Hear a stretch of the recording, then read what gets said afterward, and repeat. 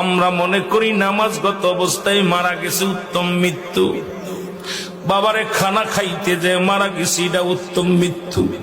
সড়ক দুর্ঘটনায় মারা যায়, গমের ঘরে মারা যায়, কত না দুর্ঘটনায় মারা যায়।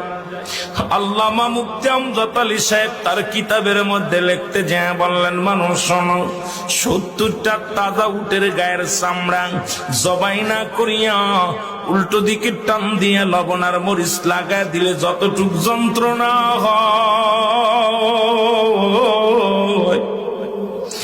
এর চাইতে 70 গুণ যন্ত্রণা হলো একটা সাধারণ মৃত্যু। এখন আমরা মরণকালে অনেকে পায়খানা করে দিই রে, মরণের সময় অনেকে প্রস্রাব করে দিই। অনেক দাদা বাবার চোখটা বড় বড় হয়ে গেছে মরণের সময়। অনেকের মরণের সময় মুসলমান শুনে নাও, অনেকের মরণের সময় এই দুটি অমুসলমান জিহ্বাটা বাইর হয়ে গেছে। তাদের মরণটা কত কঠিন হয়।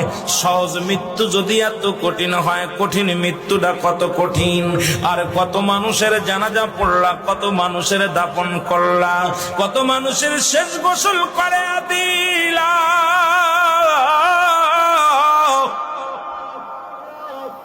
আজকে একবারও চিন্তা করলে না তোমার গোসল কে করাইবে, তোমার কবর কে খুঁড়বে, তোমার জানাজা কে পড়বে রে মুসলমান, তোমার কে তোমার দাফন করবে? আল্লাহ,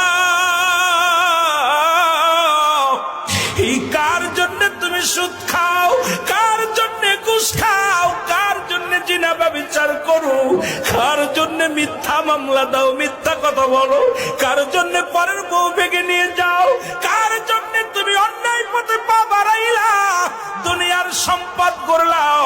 এই দুনিয়ার সম্পদ খাবে লোকে, তোমার দেহটা খাবে পোকে।